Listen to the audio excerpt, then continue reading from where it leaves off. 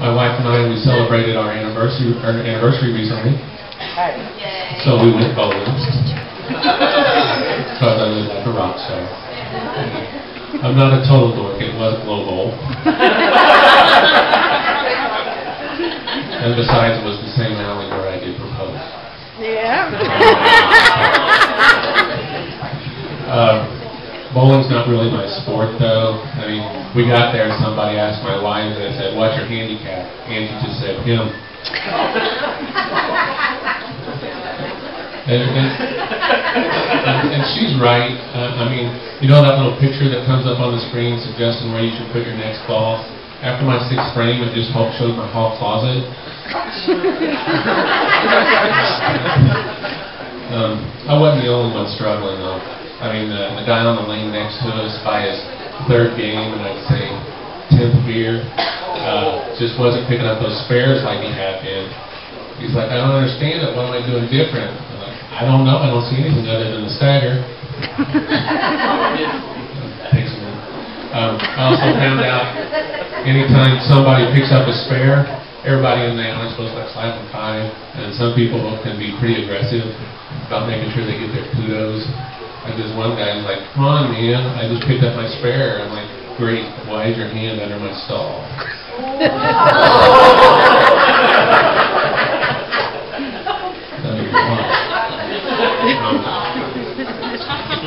I just became a grandfather for the first time recently. My sexy just went through and I was on the couch at home, and I got the call, and I had this uncontrollable urge build up to me. I just jumped up and I ran outside and I screamed, "You kids, get off my lawn!" You know, some of the young folks out there, they're out partying and drinking, looking for happiness, looking for a good time. And let me tell you, there is nothing on earth like holding your own grandbaby in your arms to make you feel old. So keep doing that other stuff as long as you can.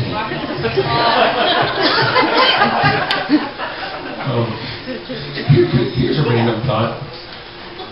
I wonder sometimes how music would be different if Jimi Hendrix had really fallen in love with the cello. I mean, rock and roll wouldn't be as cool, but classical would be awesome. And I've also read that Beethoven, in addition to being a famous composer, was a very gifted piano player. And I find it very unfair that we'll never know exactly what he sounded like. But from now until the end of time, we'll know exactly what Justin Bieber sounds like.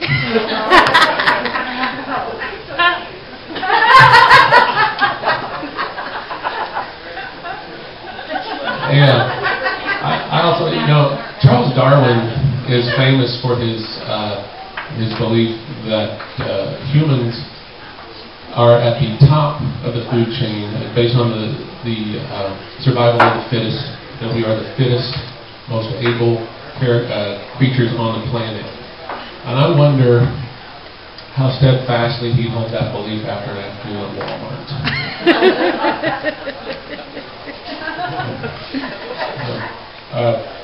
On the subject of I'm sorry, I lost my place. Right, okay. I am not a hunter myself. I don't hunt. I don't like any sport my opponent is not aware they're playing. But I found out recently that in the state of Indiana, if you pay the money to purchase the appropriate license, that it is legal to hunt skunk. Why? One more, I can get Louise that fur coat she always wanted. She'll finally be mine. And speaking of true love, I was at the Dollar General the other day, and they're on their clearance rack. They had reduced condoms for sale. Fellas, if there's ever an item you should just pay full price for, on principle, that would be it. It's not like she's going to be saying, I wasn't going to sleep with him at all, but he's so price conscious. Who's in the market for those things anyway? Look at that price. We can finally afford to do this thing. I mean, if you're going to rely on the discount condoms at the Dollar General, you might as well go ahead and get one of the pregnancy tests out at the Dollar Tree. I mean, speaking of the Dollar Tree, did you know that now they have gift cards for purchase at the Dollar Tree? There's not a better way to say, I like you a very little bit. I actually told my wife that joke, and she said, I'd like one of those. So, I got her birthday taken care of.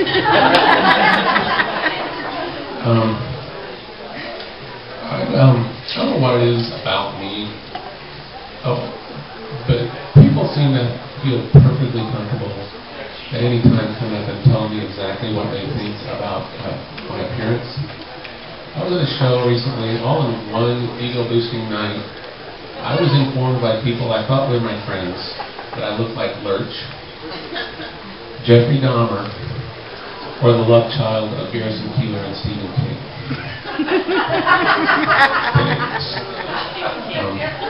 And that reminds me, I'd like to ask your opinion on something since we're all BFFs forever now. I think this was supposed to be a compliment, but I'm not real sure. But that same show, a guy comes up to me and says, hey man, I really like that serial killer vibe you got going.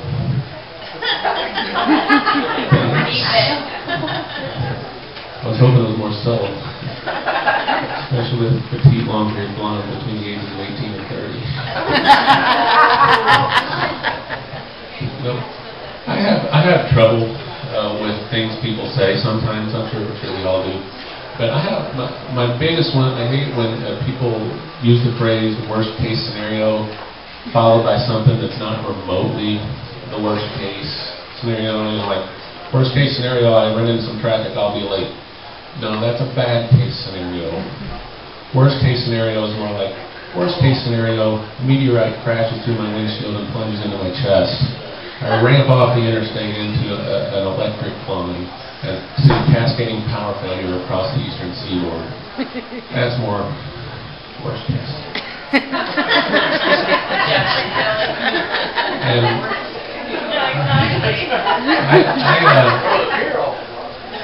And another thing, people say, a friend of a friend recently was killed, unfortunately, in an accident. And my friend said, poor guy never even saw what hit him.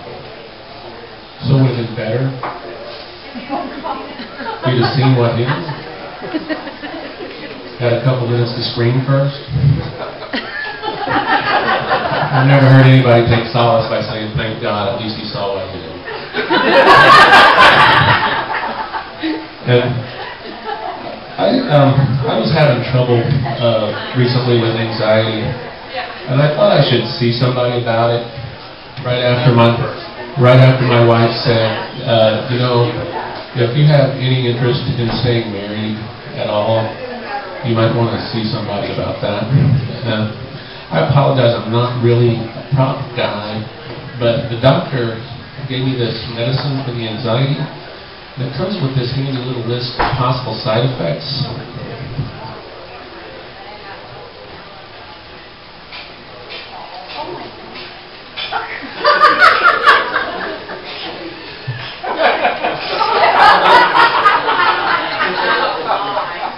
Wrote me back. If I didn't have anxiety before, I did by the time I finished reading this thing. And at the bottom it says, this is not a complete list. Thank you, everybody. I've been Clint Hall.